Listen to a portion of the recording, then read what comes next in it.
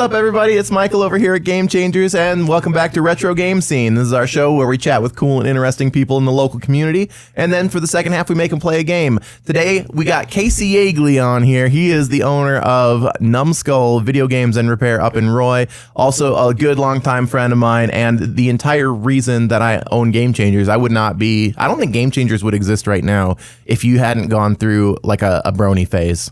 What? I'm pretty sure. I think so, yeah, actually. That's actually the truth. That's a weird way to tie it. Like, So what was it? How you doing, man? How you doing? Bronies. Yeah, actually, yeah.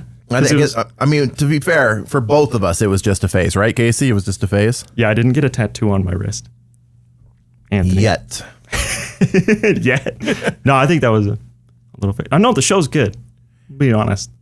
It's a solid show. It's all right. It's all right. Lauren Faust? Is she the one? I liked the internet memes. It was something Faust, yeah. Yeah. Good animation. Good solid show. I just loved the memes. The memes were what it was all about. And then everybody that was part of that community kind of made it predictably awkward, you know? Yeah. It was an odd bunch. A little closer to the mic, Kasey. Oh, yeah. Sorry. It's like the monolith. The cylindrical monolith in my face. You're not used to the big black microphone? Yeah, it's a little weird. It's you like them a little smaller? Yeah, a little smaller. A little smaller.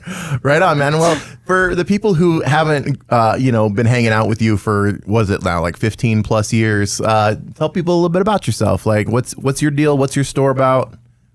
Give us the rundown. It's just a retro video game store. Mm-hmm. Nothing crazy. Same deal. Game Changerz, you know? Yeah. We do retro video games. We got modern video games. Do repairs. Okay. A lot of people that have gone to both of our stores, a lot of the regulars that shop for both of us, all seem to have kind of the same opinion that Numbskull feels an awful lot like if Game Changerz had more space.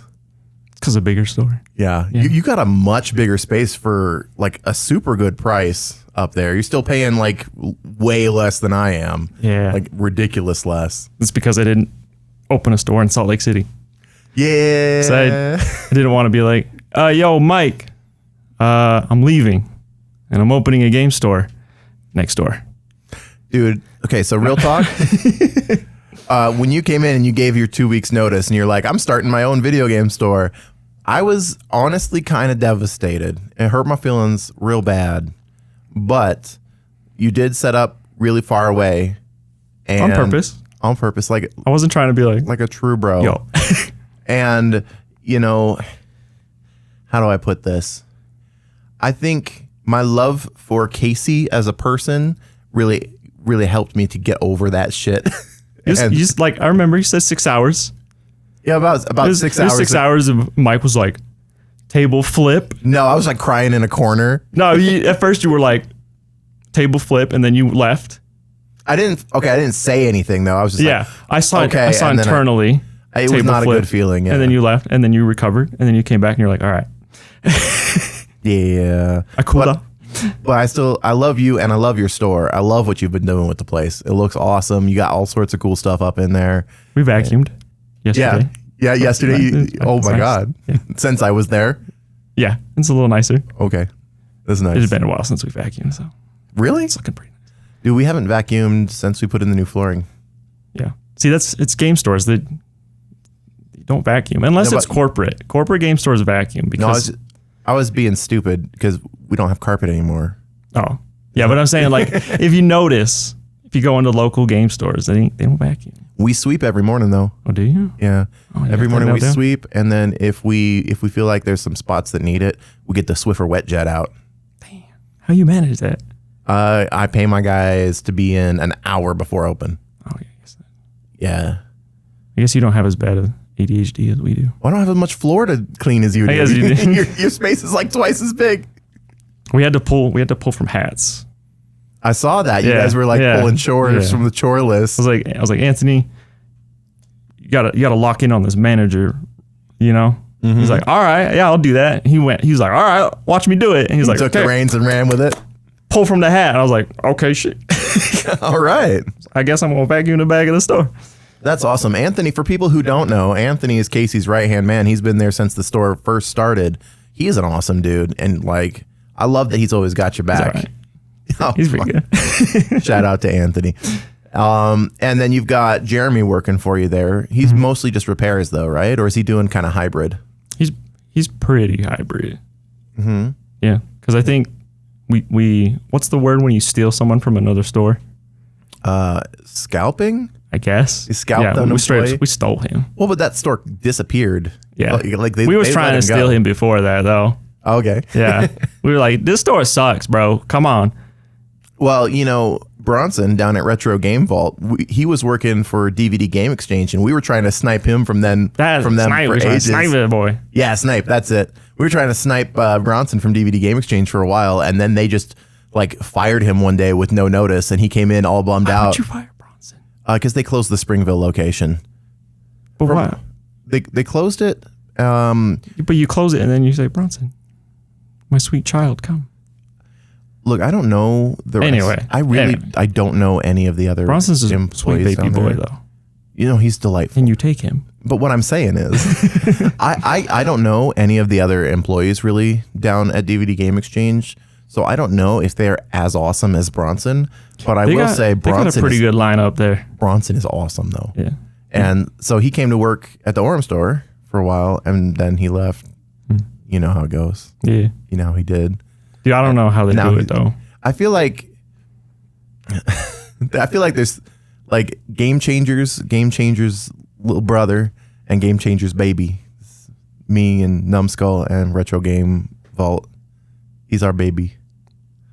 Is that how that works? Yeah. That's getting a little weird with the family tree, but you know, it's funny though, because like out of the, I would say maybe like 8 video game stores between Orem and Ogden that are actually worth visiting, 3 of them are basically like Game Changerz or Game Changerz descendants. Yeah. I mean, you can walk in a lot of stores and look at their back wall and be like, this looks familiar.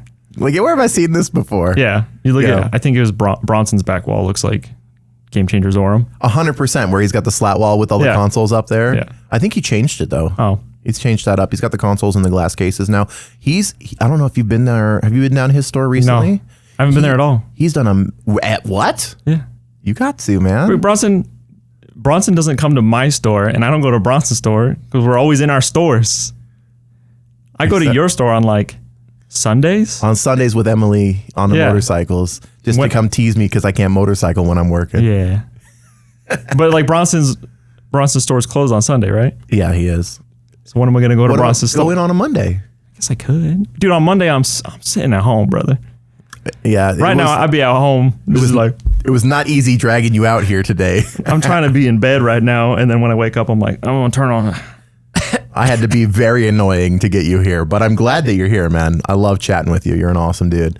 I feel like you should definitely check out Bronson's store when you can. Yeah. He's got a when he first set it up, it was like IKEA bookshelves up against the wall. Which is a vibe.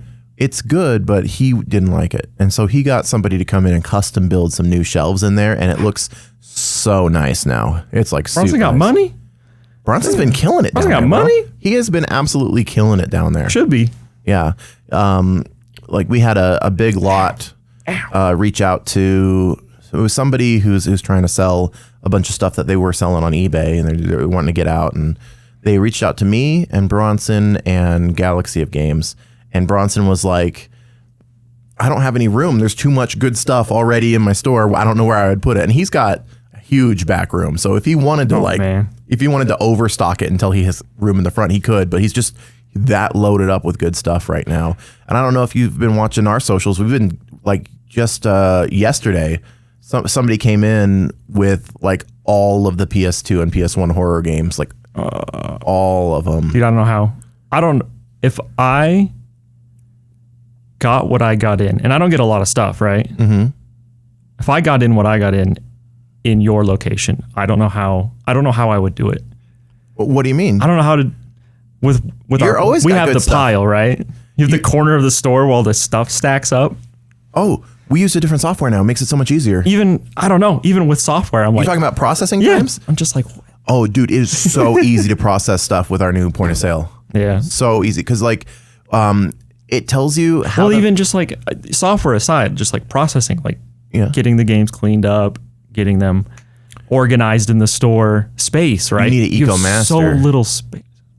Well, even That we have makes two a huge machines difference. or cables, consoles, testing, organizing. Like Sure. If somebody's bringing in consoles and you've got to test like the console and the controller and all that, I get that. 100%. That takes a lot of time and there's no way around it. But if somebody's bringing in like, 10 PS2 games, how long does it take you to get those like ready to sell? 3 days.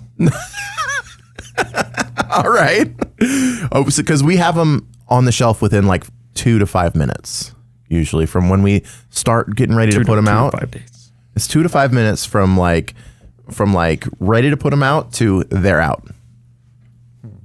Yeah, it's like because whenever we take stuff in, like as we're trying to figure out what to pay for stuff, right? We just scan all the items and it tells us the price charting numbers. It lets us modify them if price charting's off base on something, and then it'll automatically Print the two.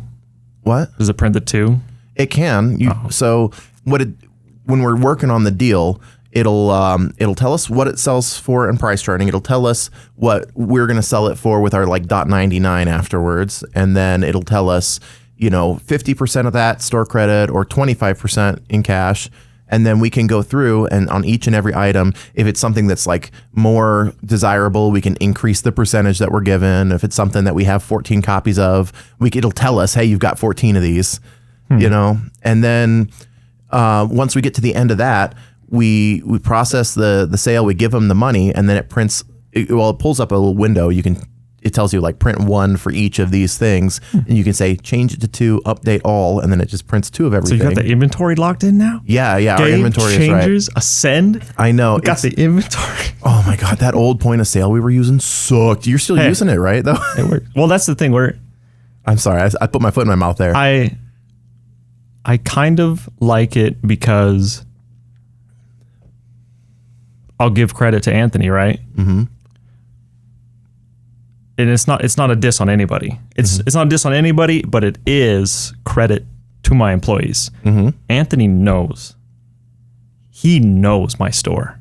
Yes, it is Anthony's front of house. Mm-hmm. If someone comes in and asks for a game, he knows what's in that store. Because that's why it takes 3 days to process the games, which is a weakness of Numbskull, right? But it is also a strength. Because each and every game has been in his hands. It has been touched by a rag, right? Mm-hmm. He knows what it looks like. It knows where it is. If you come in and ask for it, he knows the condition. So I don't know. It's kind of like a curated. He's really on top of it. And, so it's like. Well, and you guys have always done a really good job of making sure that like nothing goes out on the shelf looking rough. Sometimes things slip. We're not perfect. But for the most part, it's going to look pretty good. Yeah. I mean, it's kind of amazing, kind of like the range of quality that you get from one store to the next. I'm not going to put any names out there, but there are some places where like you buy something and you know that it's in good shape and it's well taken care of. And if it doesn't have the manual, you know it's going to say so on the front. And there are some places where it's like you got to dig it out of a pile and then ask for a price. Yeah. And so it's kind of amazing to me that even in just like one general type of store, like just a retro video game store, so freaking niche, so narrow of a window, that there's such a variety of ways to run those stores. Yeah. And I know we're known for our cleanliness. I'm even more, my standard isn't even as high as Anthony's standard. Because sometimes I'm like, dude, we just got to get these. We got 17 copies of ATV Off-Road Fury. Right. My boy that wants to buy that beautiful game, he don't mind too much. There's just a little dirt on the back of the. Like, he really don't, bro. Like a lot of people don't. Yeah. He's a little scruffy. If there's a copy out there and he won't pick it up to play that game, like I would go to a store if it's like $3 for ATV. I'm gonna pick it up. I'm gonna play the little dirt on the back, like whatever. Like let's get a sticker on it, get it out. Dude. But no, we're going to get some cleaner on it, and we're going to bust out the rubbing alcohol to get that little sheen on it. I'm like, I'm going to pay you $5 to do that because it's taking you 20 minutes. Right. But I mean, that's the way we've been doing it. Okay. And it looks good, I guess. So I guess. Well, I mean, I've got no complaints. Every time I go in your store, everything is well organized. It all looks nice. It's a good looking store. It's pretty neat. I wish that when I went in your store, like there were more customers more often, because I want to see my dude doing well. Pretty. There's a reason why the rent's cheaper. Yeah. But I do send people up your way, especially whenever there's like a repair that they don't want to wait for our turnaround time. Yeah, repairs are good. Yeah. We get a lot of that. You getting a lot of good repairs? Well, not a lot, but it's consistent, and we have the quality. I don't know. The quality of our demographic is I see what 10 you mean. out of 10. You don't get the people that are like nickel and diamond. Can you come down on this one? And then it turns out they actually had like a secret problem aside from what they told you about that they were trying to squeeze by. I wouldn't change it for the world, dude. Yeah. That's shout out to Numbskull customers, dude. Yeah. Holy moly.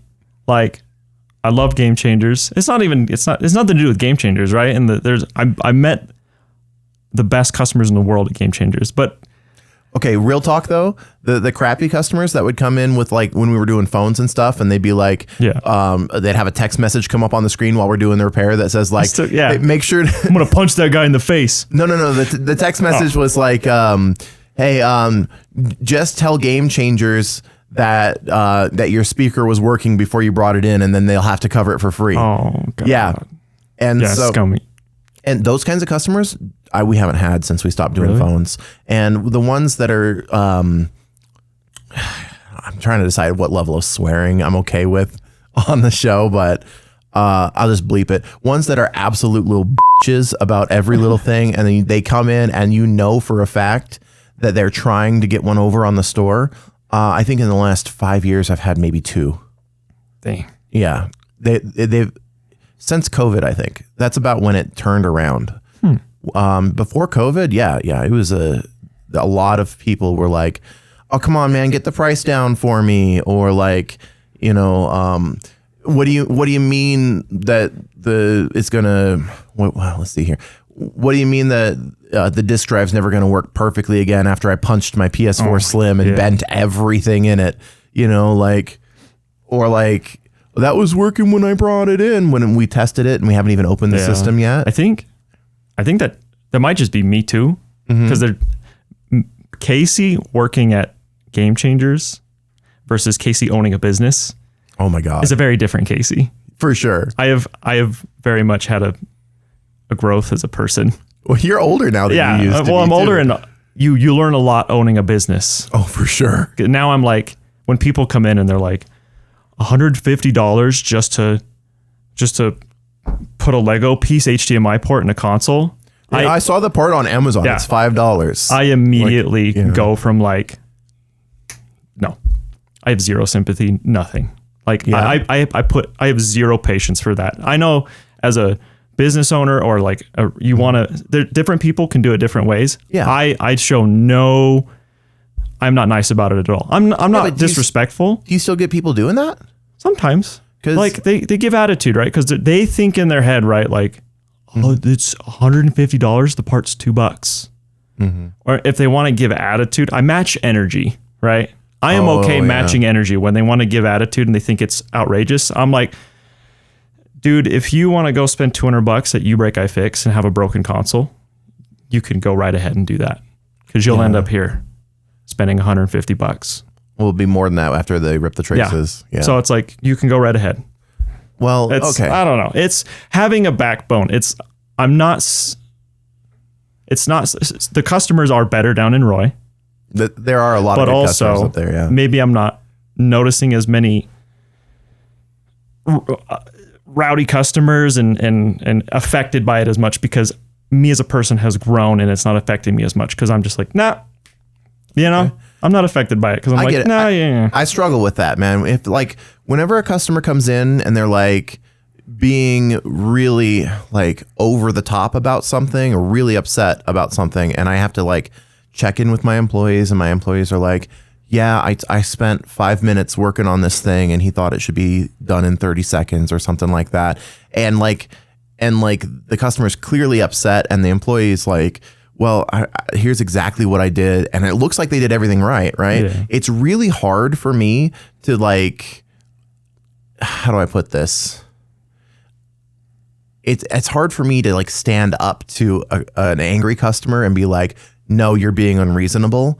I'm getting better at it the more I practice, but I will say that I've gotten a lot better at kind of dodging the anger and kind of like scooching them towards happy. Yeah. So like when somebody comes in, they're like, how much for a PS5 HDMI? And I'm like, we do them for 150. If they're like, oh, really? First off, I don't know if they're like, oh, really? That's cheap, or oh, really? That's expensive, because I get both, right?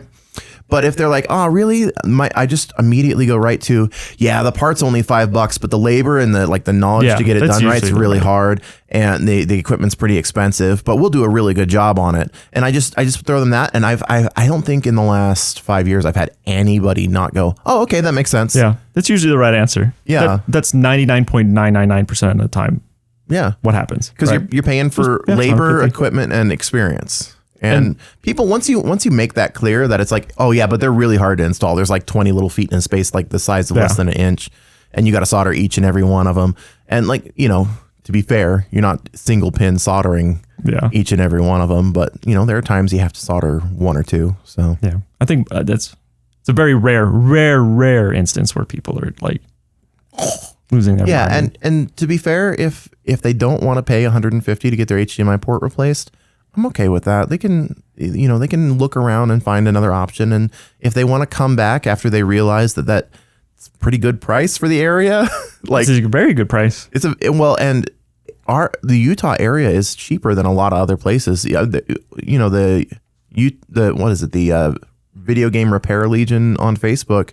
I've seen threads where the people are like, how much you charging for HDMIs? And I think the countrywide average right now is still $200. Yeah, it's up there. So we're beating the crap out of that. There's some places where it's like super condensed areas, in like California, where they're doing them for like $100. Yeah, but it's like bring your board in. Yeah, yeah. But like, I mean, if there's 6 people in a block, yeah, it's like, dude, all right, well, doing a ton of there's them. not 6 people in a 5-mile radius, dude. It's like you got to drive 40 miles. Right. All right. Well. Yeah, I get that. But, for a long time, we were doing 189 on our HDMIs, and people were happy with that. We lowered them to 150 because you're at 150. And so it's that competition is, keeping us from, inflating anything. And I think that's the reason that places like DVD Game Exchange are charging what they are. And I think BitJump is around the same price as well, is because if anybody tries to charge more, people will just go to one of the others. Yeah. So we've got that, we've got, 4 shops in the Valley now that can do them pretty well. DVD Game Exchange had a bit of a rough start, but I think they're really good at them now. They've got a lot of practice at this point. Yeah. BitJump has my former lead tech. You are a former lead tech. And so BitJump does a good job. Yeah. And you do an amazing job. I like to think I do pretty well. We'll see. You do good. I do all right. No, I can look at repair jobs and know exactly who did it. Yeah. Yeah. I see boards come in. There's a repair shop in this state. Mm-hmm. Let's not put any names out. I'm not going to put names out. I'm not putting names out. And time also has a factor here. Yes. And a customer brought it in, and I was like, oh. And I brought it up, and I was like, did you buy this or get it repaired from this place? And they're like, yeah. I was like, yeah, I know. Yep, you can tell just from their handiwork. Yeah. Yep. But since then, it has changed. So I think or as far as I know, not exclusively repair places, right? Mm-hmm. I will say that. As far as I know, most repair-only franchises still pretty much suck. Yeah, I would not bring your game consoles to repair franchise places. So yeah, just I agree with you 100%. I'll just say this straight to the viewers out there. If you have a broken video game console, the best place that you can take it is a video game store that has been doing repairs for a long time. If you take it to a general electronics repair place, they're really good at doing phones. They might even be able to figure out a VCR, but they do not know what they're doing when it comes to video game consoles. A video game store will specialize in the things that are unique to those consoles. And so Local businesses yes. are good. Franchises make cheeseburgers. They might spit in it. But Well, okay, but when it comes to something like an iPhone, right? Yeah. Where it's literally just, unscrew this, unplug, and it's the same every time, right? Franchises they're really good at dialing in exactly how to do that the fastest. wait, assembly isn't repair? No, it's not. Oh. Yeah. When it We're comes just to talking smack on the pod.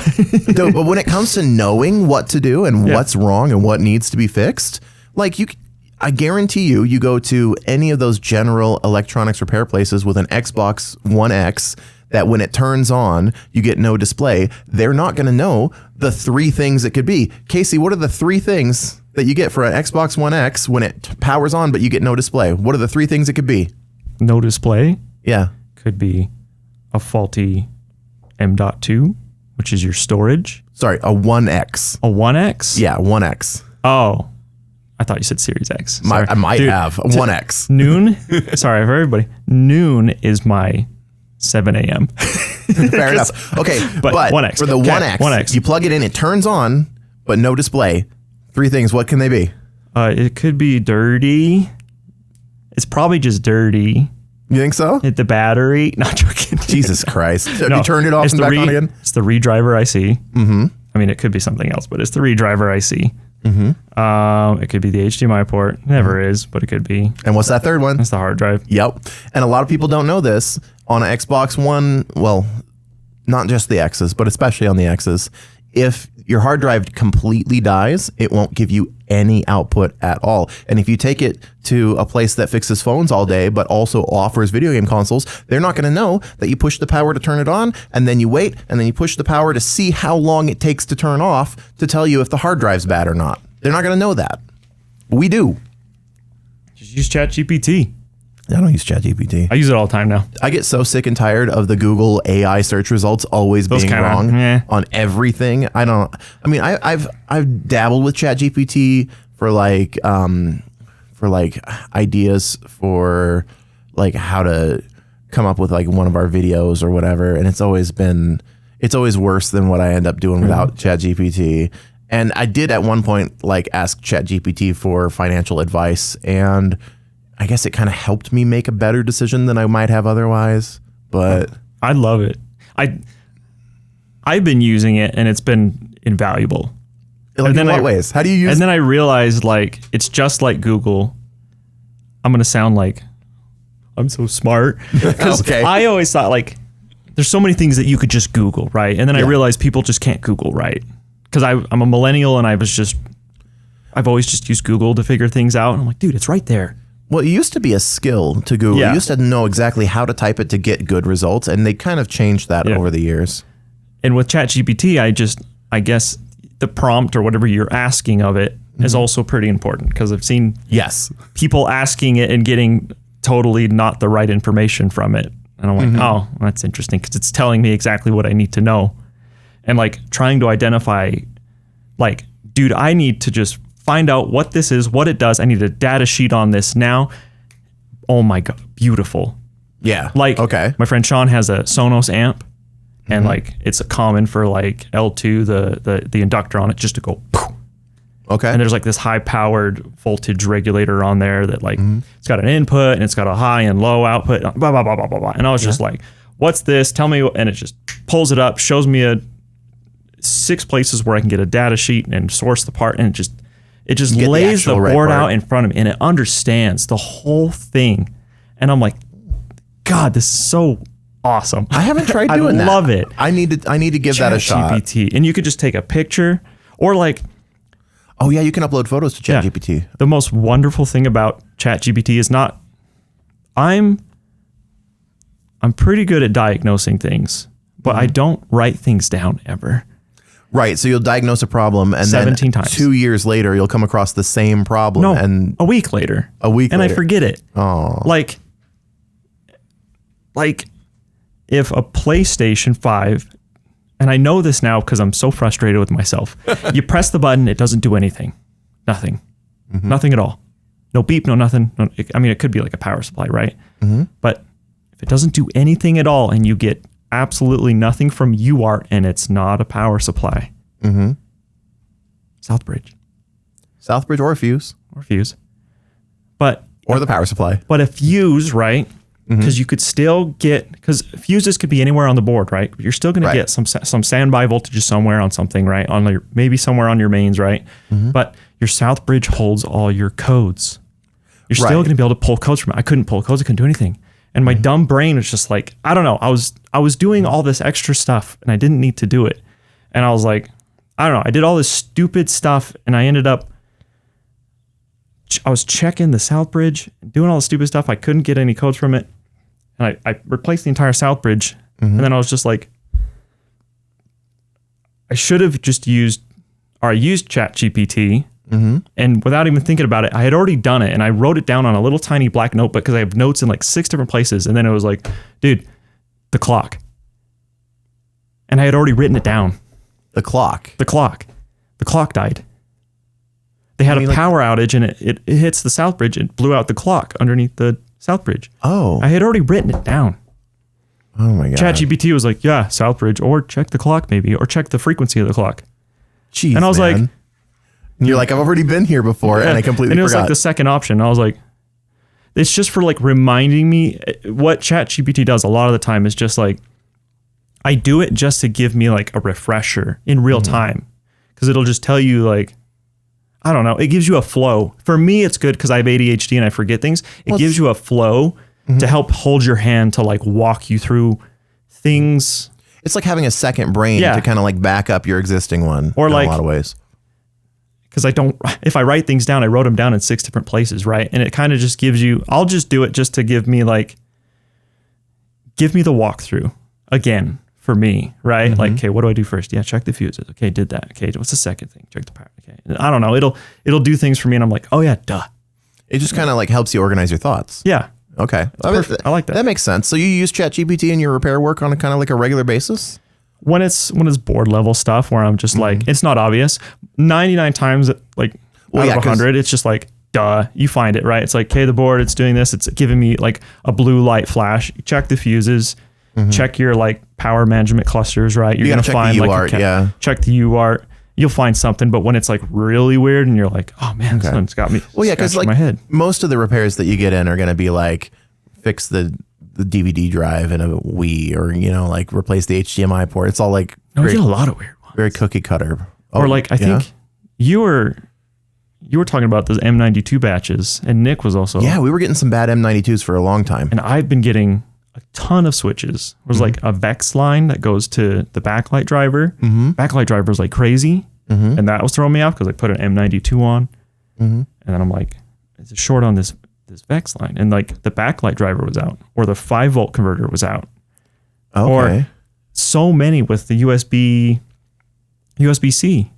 It looks perfectly fine. Like maybe a little bit of debris in there. You have the little mechanic tester that tells you if you got open lines? The little breakout board? No, not the breakout board. The one that's got a little LCD screen on it and a battery built in. You plug it in and it tells you what the voltage, or what the capacitance is on all the lines or something like that. It's like $30 on Amazon. I'll send you a link. Should get that. But I got a little breakout, but I test like the lines, right? So I make sure if there's continuity between all of them, make sure like there's nothing, there's no shorts across them, there's no breaks between the lines, right? Check it physically to make sure there's nothing going on. Right, you got to look at that first. The USB-C looks clear. There's no water, there's nothing in there. So I'm like, the USB should be good. Right, and then sometimes you replace it and it's fine. Because that turns out that's all it was. There's just a little bit of something maybe up underneath causing the whole issue. I've had a lot of weird switch mainboard issues over the last 10 or so years, and I will say some of them make no friggin' sense at all. But I like them. Yeah. People hate switches. I think they're a little fun. I don't like spending 10 hours diagnosing something, you know what I mean? Give it like 2 or 3. 2 or 3 hours. Okay. Sometimes. Yeah, I don't know. Sometimes I don't like going through 4 chips though. Yeah, well that's the thing. I'll be like, nope. You need to know you can trust your parts, and that's always been tough for us because some of these parts you can't get directly from the manufacturer. In fact, most of them you can't get from the manufacturer because they've got deals with the with like TI makes a chip for Sony and so or for Microsoft or whatever, and Microsoft is like, you cannot sell that chip to anyone but us, and they got the contracts and all that crap, and so you have to buy them from a Chinese factory, and that's the only way to get them, or you can get them from a store that buys them from a Chinese factory and then tests them themselves and then sends them out. But like, the only places that are making ones that you can actually like find on the market are all little pop-up factories in China that they make like 100 batches and then they close down and then they change their name and open up somewhere else and make another 100 batches to avoid getting the hammer. You know what I mean? Yeah. So it's or just cooking them. Yeah. 475C. Let's go. It's just, I don't think I got the Yeehua station, bro. Let's cook it. No, on the M92 T36, there's no way that you're overheating that thing and killing it. That's not what's happening. No, I ain't doing it. We do them at 500 Celsius, and I've never cooked one. What? Well, because Brother, airflow's at like 35. Frying that thing like an egg. Well, I'm hitting it from under the board too, unless it's on a switch light. So I'll go 500 and like 40 under the board, and then it comes off super nice and easy, and you don't get all the the airflow on the top. You could do it at a lower temperature and a higher airflow, but I don't know. For those, I don't like doing it that way. 360 Xbox. The only thing that I ever do under 400 is installing the charge ports because they'll melt. But dude, I do Xbox One X redrivers at 360 now. That's gotta take forever. No, One X a thick board. It eats a lot of heat. You get You got like a preheater? Top and bottom, baby. Oh, you're doing two of them. Top and bottom. Oh, I don't do two of them. You keep it nice buttery. We got that nice even heat. I don't do that. You know what has been really nice for me though is whenever I'm doing any kind of like small solder work with the iron, like at the little micro pencil or whatever, I'm trying to do anything with that and it doesn't like to work right. Like the M9s when you're doing the pins around the outside of the M9 after you put it on there. If you still do that, I don't know if you still do that. Having the heat underneath it at a lower temp while you're doing the solder work is so nice. Get a little heat on it. Yeah, it's so much nicer. And so we got one of those little clamps that you put the heat gun in and you hold it in place. So would I be able to do what? Like a Slav squat here, like the chair goes up and down, right? Yeah, but I'm a XQC. How we just be sitting. I'm basically like. Are you uncomfortable, Kasey? We can change it up if we need to change it up. Except I don't eat my toenails on stream.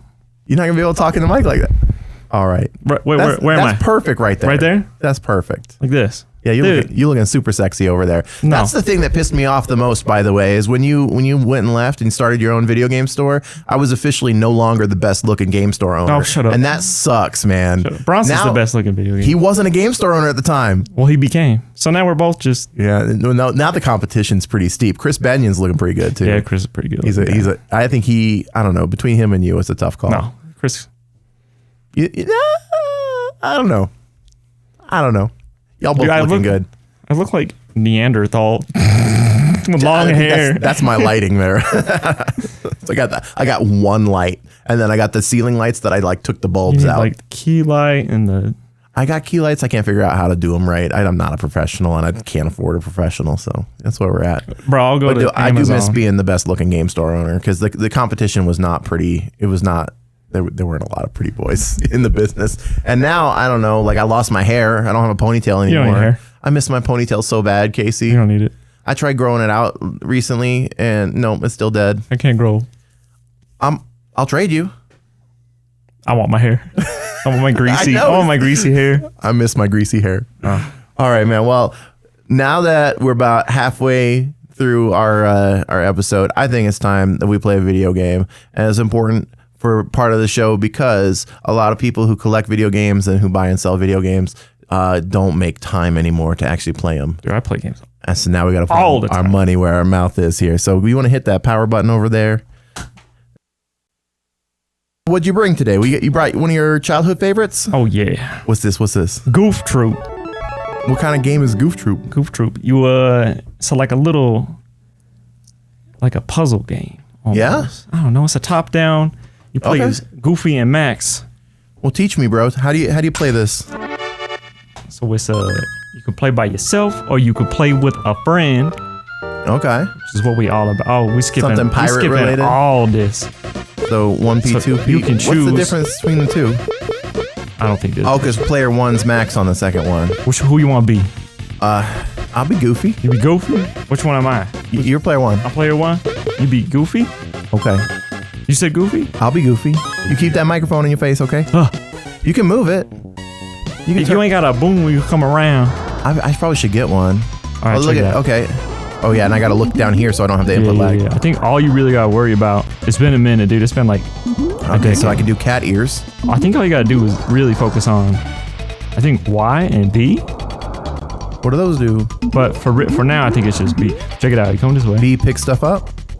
Forgive what it me. looks like. I'm gonna get these cherries. I'm gonna get 2 of them. You get 2 of them. We're I'm gonna gonna get share. this grappling hook. You get that grappling. I think Y is gonna be your money with that. What does it do? Is it grapple shit? Yeah, you grab grab the the Is that why? Yeah, Am I that's right? why. That's why. All right, check it out. Where are we headed? All right. Oh, we're going. Wait. Hit it. Oh God. Mess them up. Stop. What was that? All right. So hit B. B. Here's the fun part. This is what I love. Okay. And then wait. We're gonna play a little catch, right? Oh, I'm gonna catch it. Oh, and throw it back. But then lift your hands up. And see what we're gonna do is we're gonna play catch really fast. So throw your head. Ah! See, that's tough. That's what you do. You have to do it really quick, but you might get whacked.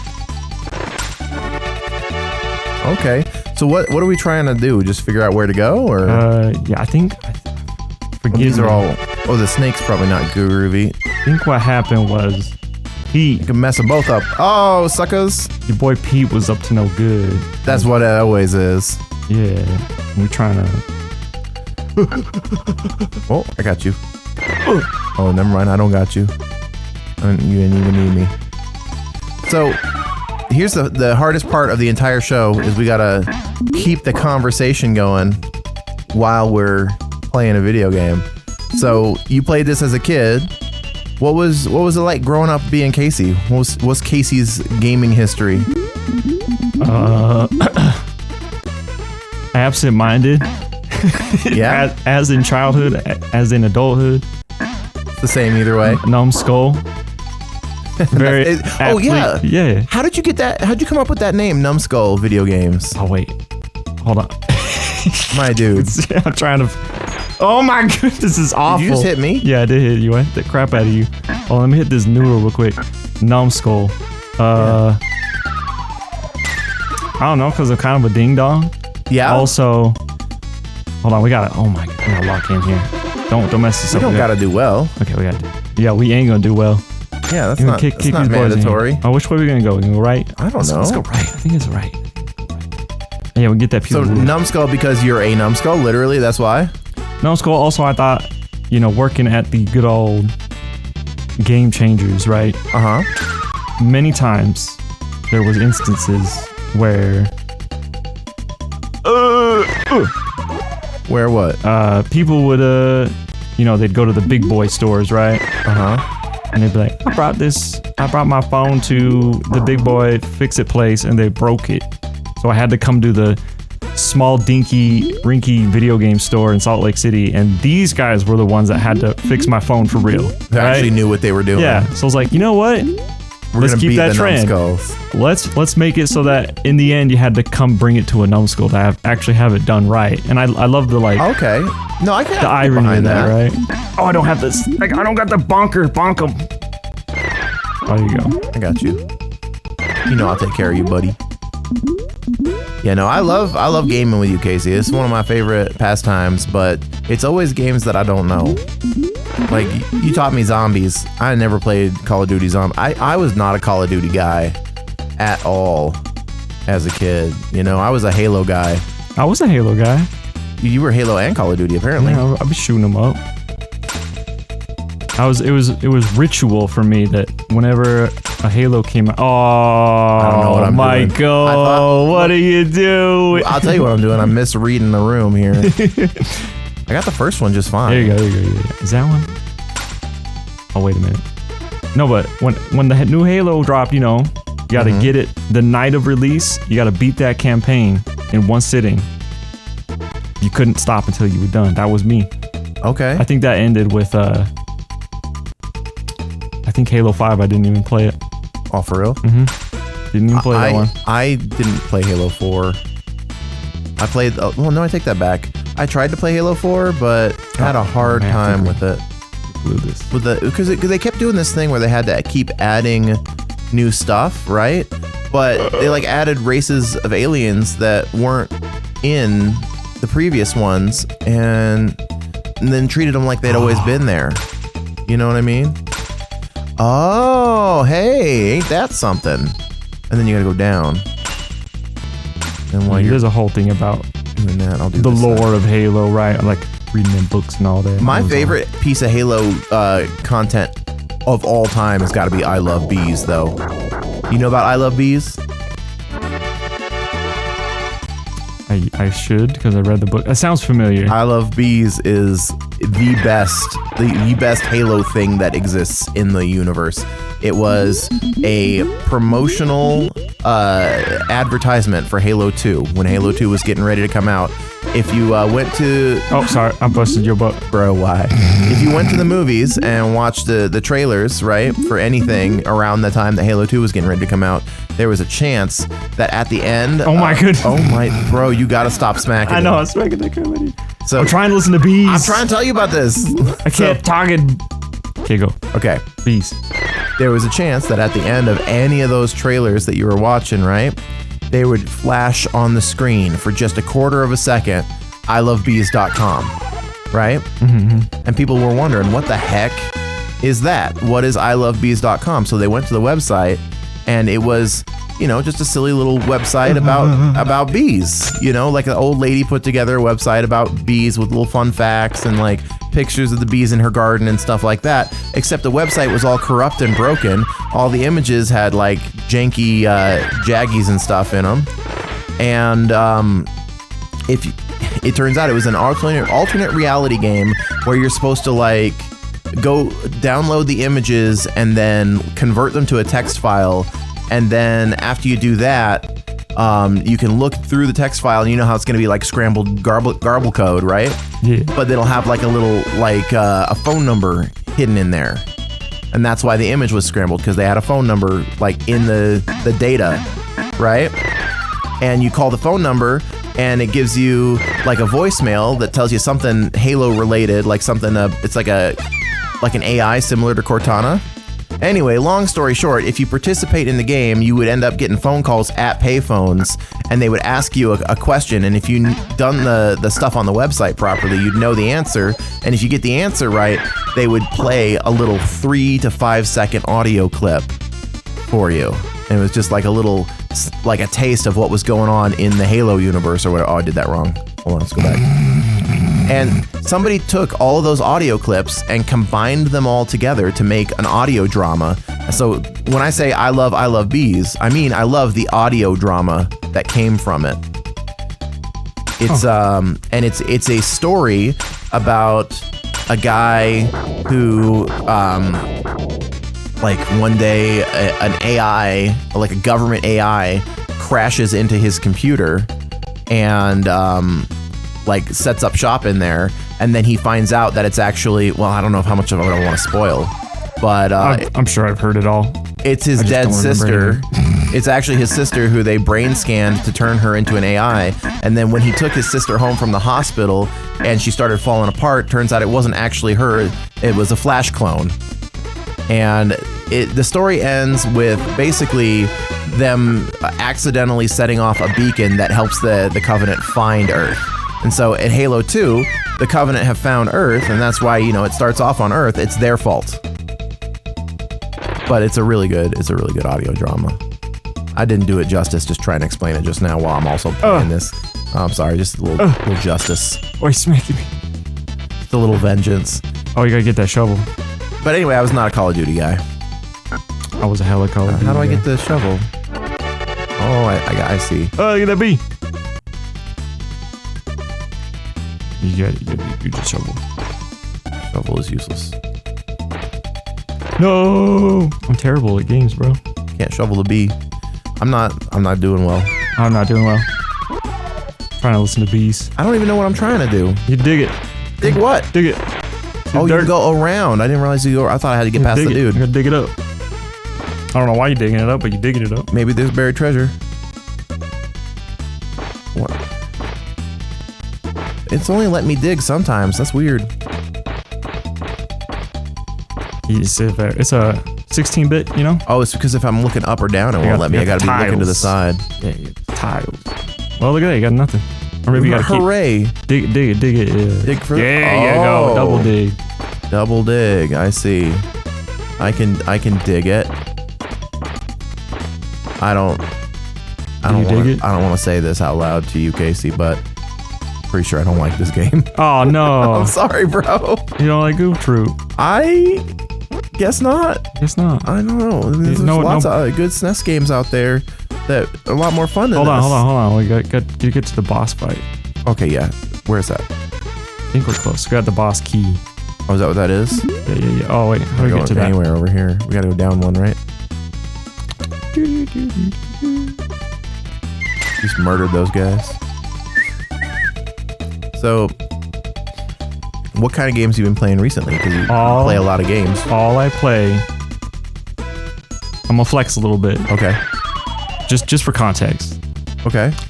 So I've got, my dream as a business owner, I have spoiled myself with, a $5,000 gaming rig and, my retro game collection. Oh, you actually making money?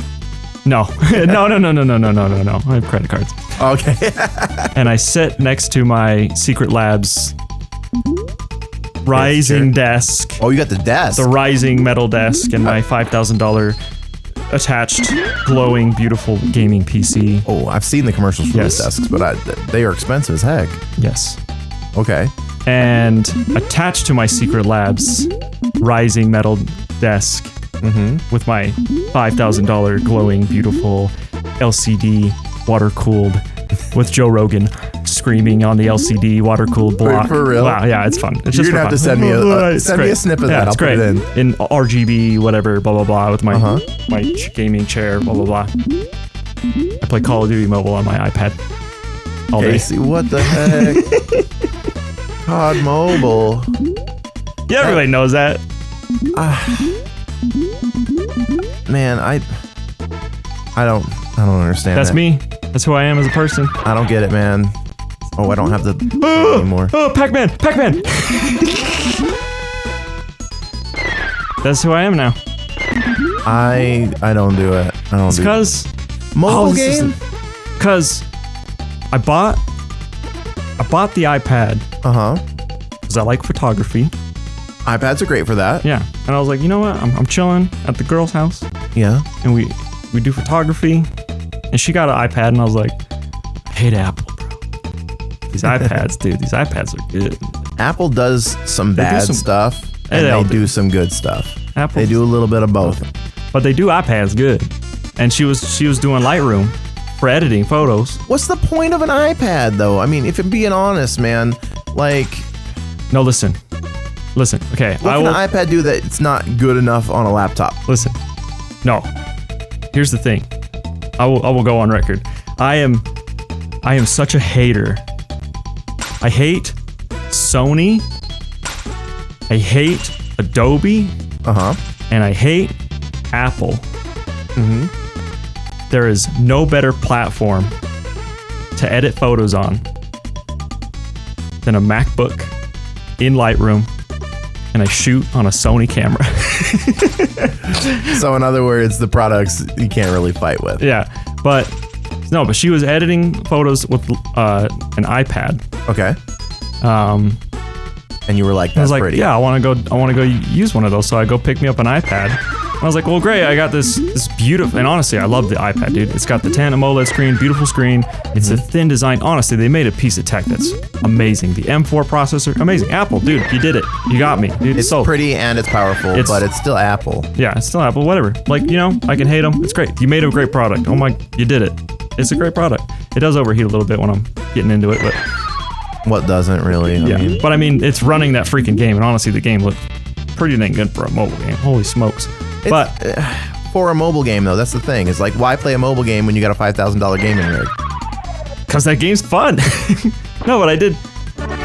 The game is it's enjoyable. It feels. The last Call of Duty I played, right? When I was actually good at Call of Duty, because I just stopped being good at it. I was garbage. I guess I got old, right? Yeah, I feel that. It was like Black Ops 3. And then it just like, all these new ones just feel dumb.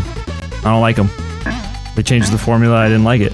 So I was like, well, I got this super powerful iPad that can do photo editing on, you know? And obviously they have like a mobile version of it, but I was like, the M4 chip is awesome. That's what they got in the MacBook Pros. Let's see what this thing can do. Okay. So I was like, well, I played COD Mobile on my phone years ago. Let's see what this thing's about. So I downloaded it and I started playing it with a controller, and I was like, dude, this feels like Modern Warfare 2. Yeah? It feels like Call of Duty on Xbox 360 back in 2008. This is what I was doing in high school. So this it's is like awesome. classic COD. Yeah. I was like, this is great. Okay, so it was the nostalgia that got you then. Yeah, it feels good. It feels tight. It feels solid. It got me hooked. And then I found a group of people that are actually like really chill, really cool playing with. We have like a little clan going on. Okay. So like there's like a little sense of community, and it's like, it was more than I found on like the Xbox Live services back on Xbox 360. Like, it was cool. So now I have like a whole clan, a group of friends that I play with. Okay. Well, so I can understand that, because whenever I'm playing video games nowadays, it is always... Hold on, I was just doing everything. Yeah, you're good. It's always socially. You know what I mean? Like, I'm playing Deltarune with my kids, or I'm playing PUBG with my friends. And I don't even like PUBG, but I like my friends, you know? Yeah. And occasionally I'll get my Canadian homies on and we'll play some Night Rain. Have you played Night Rain yet? Do you know about it? It's Elden Ring. Oh, no. My friend Aaron's been obsessed with that. It's months, it's a really good one. It's very different People than just regular say it's Elden Ring. Monster Hunter. No, it's nothing. Monster Hunter. It's not Elden even Ring. a little bit like Monster Hunter. Not even a tiny bit. I don't know. People talking smack in the Discord, No, dude. So here's the thing with Elden Ring, right? Is it takes all of that. I don't know. I was just going the only direction that I could see that we hadn't gone already. I got this boss key, bro. Anyway, where's the boss key go? Someone's probably yelling in the comments. You're supposed to go the way. I'm having such a hard time paying attention. It's not that way. We already went that way. So, no, for real though, Night Rain is really good. At least I enjoy the heck out of it, but only if you have people that you know that you can play with. You know what I mean? You don't want to play with strangers. You don't want to play it with randos. Let's go left. We haven't gone left yet. Yeah. But I don't know if we went the full length of it. I'm having... I don't remember this. Stroke. I kind of remember this. So anyway... The way it works is all the Night Rain monsters and enemies and stuff, and actually a lot of the bosses from the other like Souls-like games, the Souls games specifically, you have to get leveled up, fight stuff, and find equipment and stuff. Oh, chill. So you gotta fight stuff and find equipment fast enough so that after 15 minutes, see, I knew it was this way. Oh, I don't want. Oh, Need that key. Oh, brother. You're supposed to line them up with the bell. Okay, hold on. Oh, no. Wait. Okay, you line them up with the bell. I don't know what we're doing. Okay, kick that over. Oh, I gotta come around. Hey, go down. Oh, I got the bell. Okay. Shoot. Okay. Oh, I see what it is. And we get all the guys down. Line it. Look, kick it. Kick it now? Kick it over. Oh, wait. No. That's what I thought. Yeah, I thought this way. It's fine. You know what? I'll just drag him out here. It's fine. Yeah, kick that over. No, okay, let's go. We're doing it wrong. Get your key. It's go time. You know, we're not gonna win this boss fight. We are so...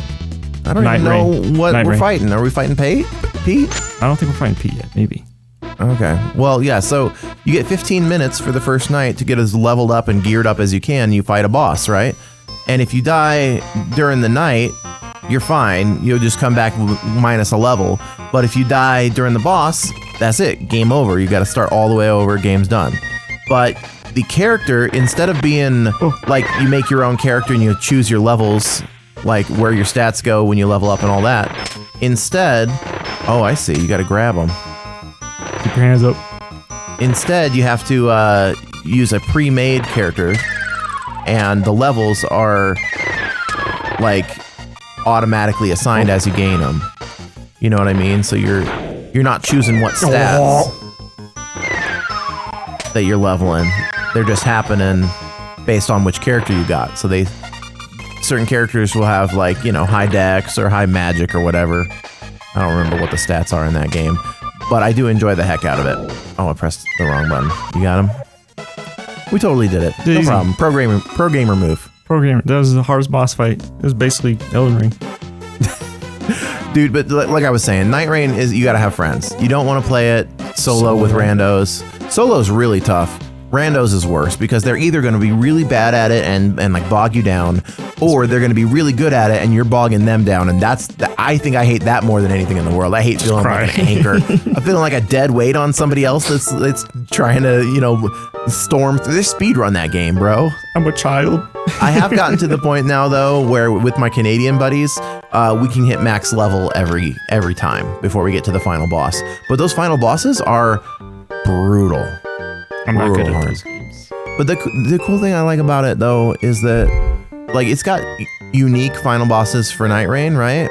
But all of the Night 1 and Night 2 bosses are just bosses from other Souls games. So like the gaping dragon from Dark Souls 1 will just pop up and you got to fight that guy. You know, or like it's from Elden Ring. They've got the Erd Tree Avatar. He'll just be walking around in the field, and he's like a little side boss that you can run into. You're about to get murdered. That's fine. Murdered. I don't know. You don't like it? I love you to death, Kasey. This game, I don't know, man. It, bro. I struggle with this one. I grew up watching Goof Troop too, but listen to that music though. Okay, let's take a moment.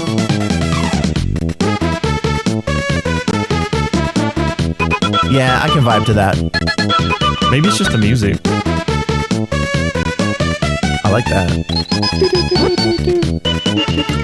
Okay, yeah, I see where you're coming at. See? Maybe that's it. You just need to sit in a room. You know what it is? We skipped the cutscenes and I don't got that emotional buy-in. Yeah, dude. I don't know what we're doing. What are these? They explode? Oh, shoot. He's shooting fireballs. Now you gotta be thinking and puzzling. You gotta be moving fast. I can't be thinking and puzzling. Those are the same thing, Kasey. Quick thinking and puzzling, you know? You gotta be dodging. You gotta be surviving. Do we gotta make them blow something? Oh, I see. No, you just gotta be. Gotta get good. Yeah. Scrub. See, you know what it's going on. Oh man. That one goes up and then over. Like, see, I was looking at that. Like that and that. There we go. Oh, this one has to go up, and then that one has to go to the right. And that one has to go this way. This way? Oh. No, but that's the one that has to go something this way. Bro, I am not mentally prepared for this puzzle. I don't know how to play this game. No. But see, something has to go. Something has to be sitting here, and then this one has to go, and then something has to go.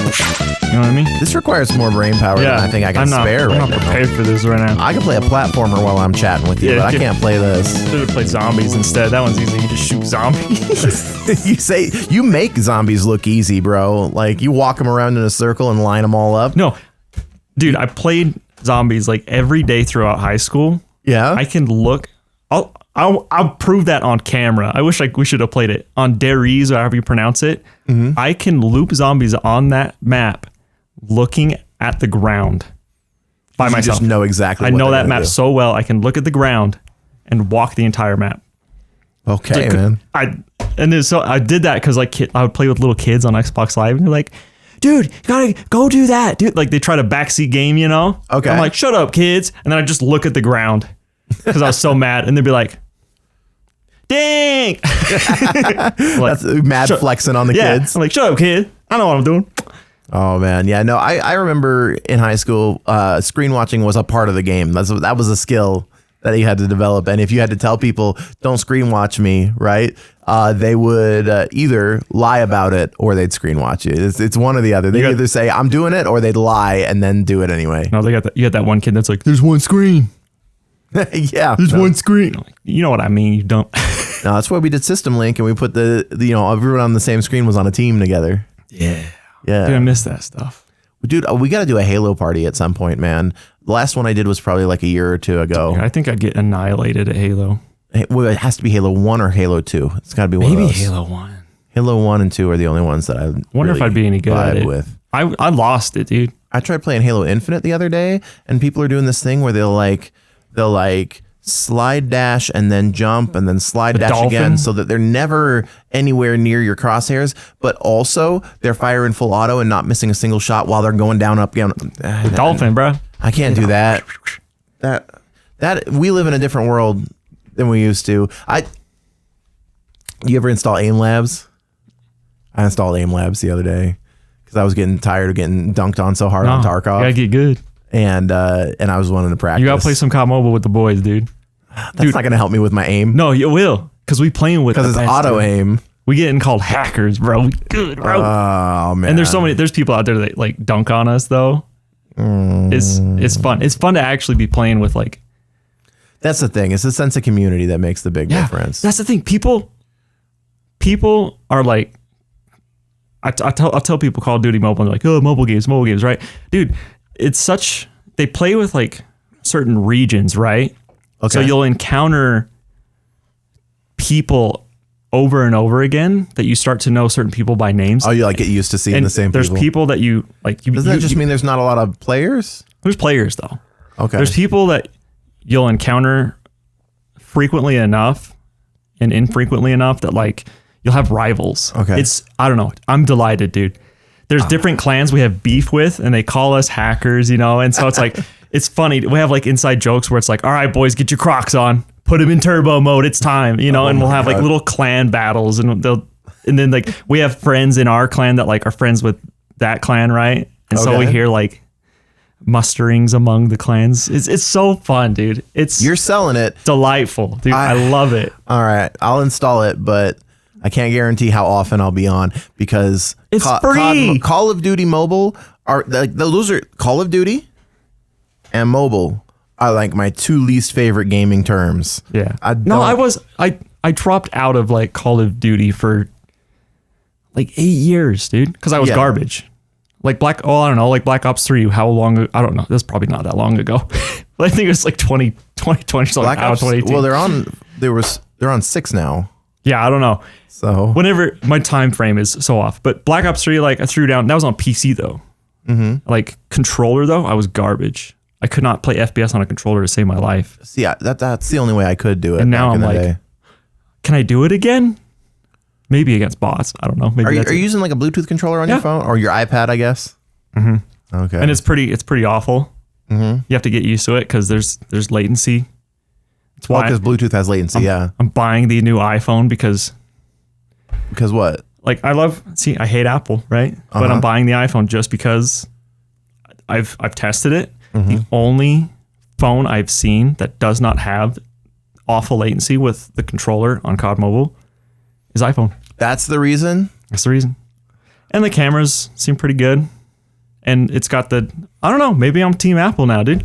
I don't know, man. I did buy. And I'm so frustrated with Samsung's stupid.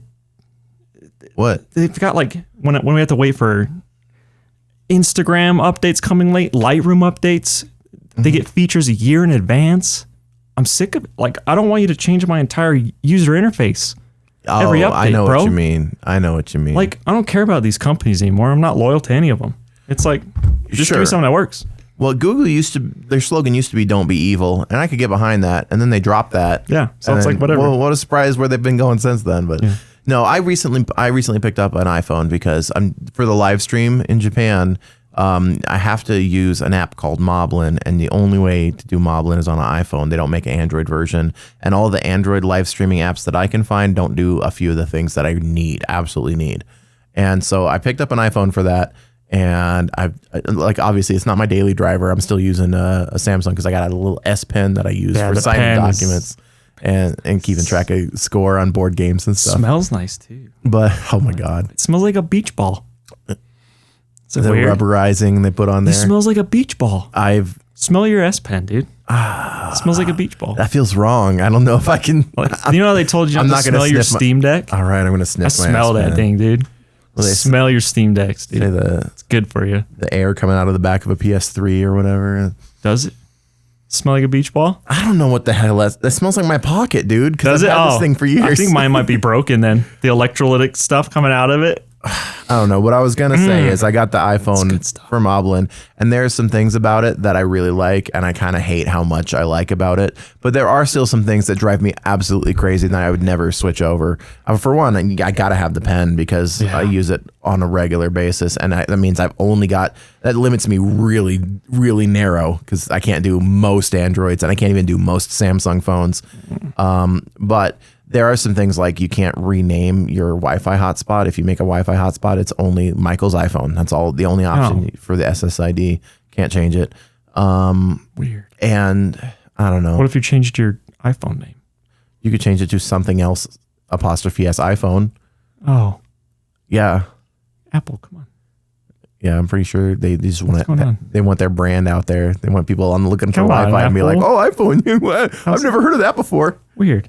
Yeah, We'll find out. We'll see. Well, there's lots of little things that just kind of drive me crazy, but I've been gearing up for the stream, and it's been really fun, like getting all the gear together, because I got like a service that bonds all the different cell networks together to make one Uber connection. So if like I've got the iPhone, I've got my normal phone, I bought a Motorola Razr, the little flippy guy. Yeah. I know. I'm from 1992. Yeah. We had some of those. And then Carl, who's coming with me, he's got an iPhone. I don't remember what service he's on, but we've all got this app installed that lets us take all of those different connections. And if we're all on the same Wi-Fi, the app will manage our network traffic so that it uses all of them as if they were one really, really fast, really strong connection.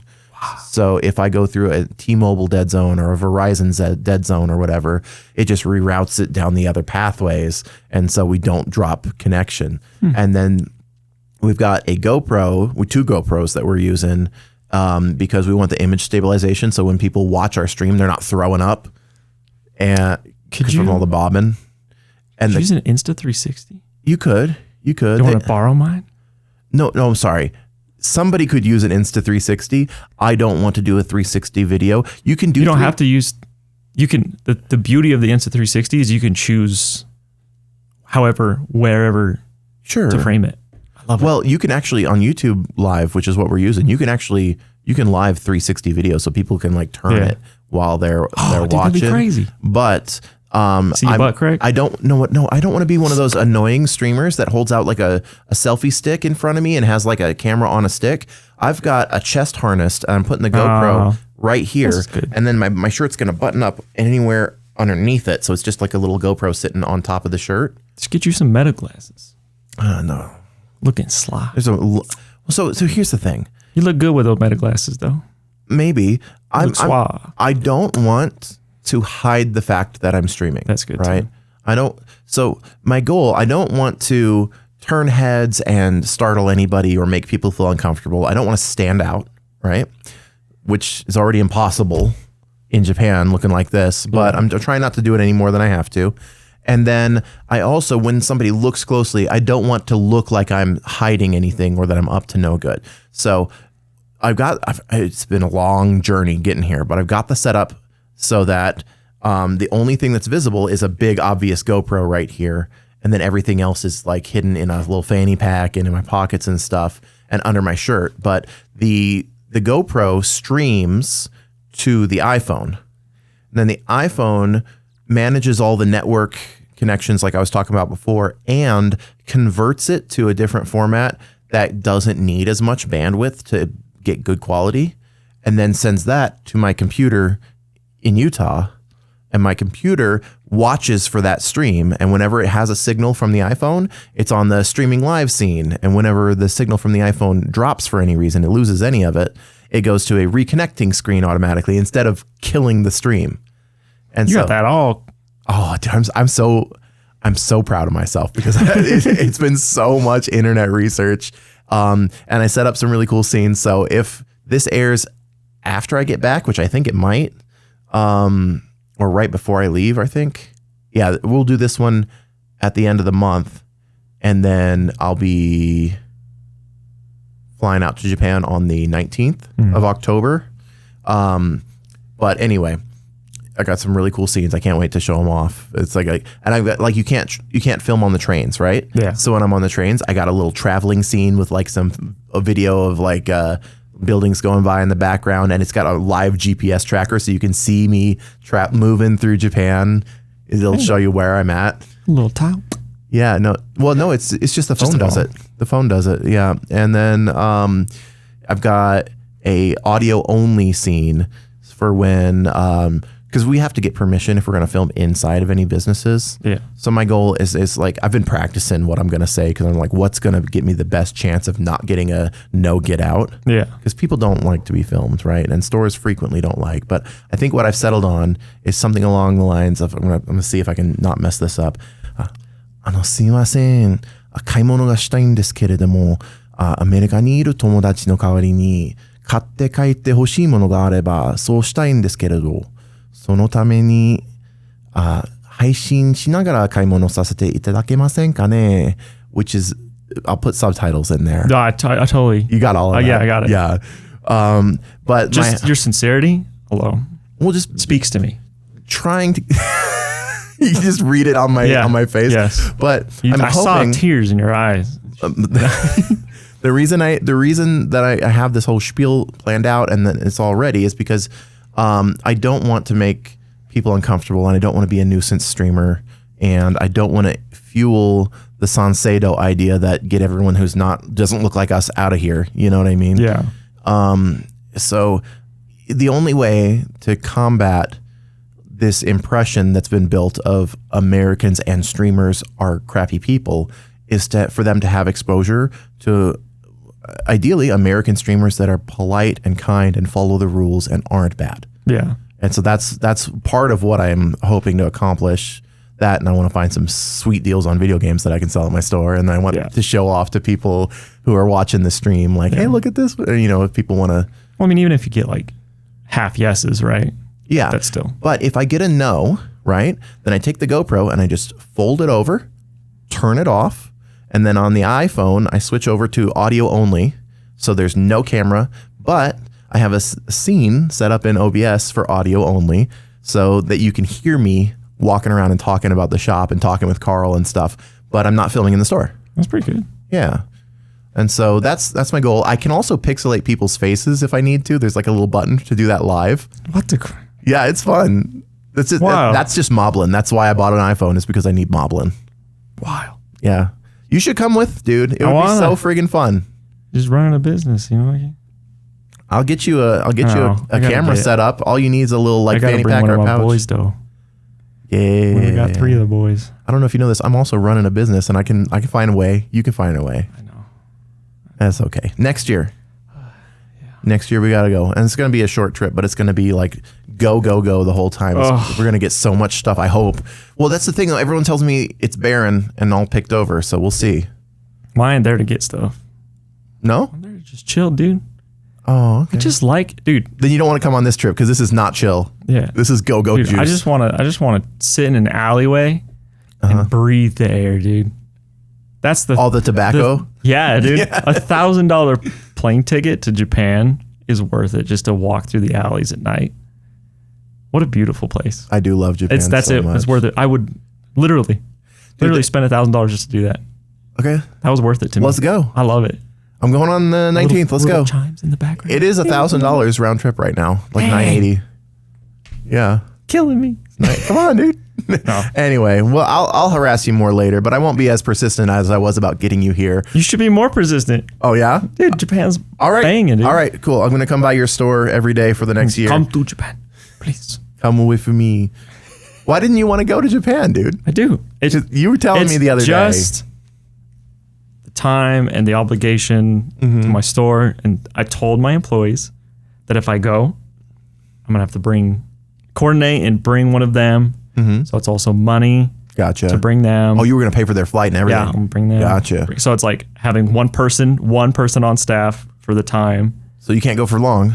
And affording to bring me and them in October. Can you imagine being the one that doesn't get to go and then you got to cover the store solo the entire time? And of course now it's October for Numbskull, our financials, right? October just how it works at Numbskull, October is our 1 month consistently where it's always negative.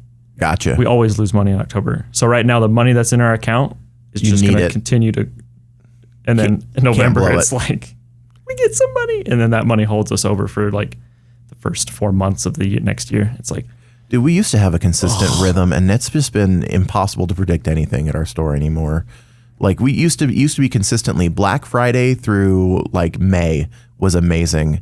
End of May through the rest of the year was just a huge slowdown. And now it's just like anything could happen any given day. I don't even know what to expect anymore. It's been wild. Sitting there looking at the books like, what is that? I can't predict anything, and I just have to do the best I can with what I got. Yeah. Winging it, flying by the seat of my pants. But I think we're pretty much at our time for the day, Kasey. I really appreciate you coming and sharing your childhood game with me.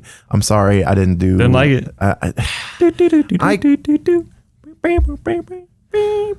It's playing right now. It does sound good. Dude, it does have just the music. It's got a dope soundtrack for sure. I'm sorry I didn't. Next time. Yeah, I'm sorry I didn't mesh with it as well as I hoped. We'll practice some dolphin maneuvers, you know. All right. Quick 360 no scopes and get some COD Mobile. Mobile, bro. Just message me sometime and I'll try to join you in. But thanks a bunch for coming out. I had a good time chatting with you, man. Before we wrap everything up, why don't you plug your store? Tell everyone why they should go check out Numbskull. I'll tell them first. Numbskull is awesome. You should go there. Numbskull. Video games. We fix stuff. We harass our customers. They seem to like it. They don't like it when we don't say hello to them. They do like it when we don't say hello to them. I don't know the answer. Sometimes you like it, sometimes you don't. Most people seem to like it. Check it out. Okay. There's free video games there to play. It's a good store. It's with a good owner. He's a really fun guy. If you can get into his inner circle, if you can get close with him, he will make fun of you and rib you. But that's kind of the best part. That's the best experience. When I go into Numbskull and he's like, "Oh, this guy's here," that it fills me with glee. I don't know. So if you've got an M streak, you got a masochist streak, then go to Numbskull. And if you don't, go to Numbskull. Also, this episode's brought to you by Game Changerz. That's my store. Is Game Changerz with a Z? Z. Did you come up with that, or was that Jeff? That was. I keep telling people that I think you made. Oh wait, no, story time. Yeah, tell us I love about story time. So, in the old days of Play and Trade, what a wonderful store. Back in the day, we decided that we were done with the tyrannical, greedy franchise.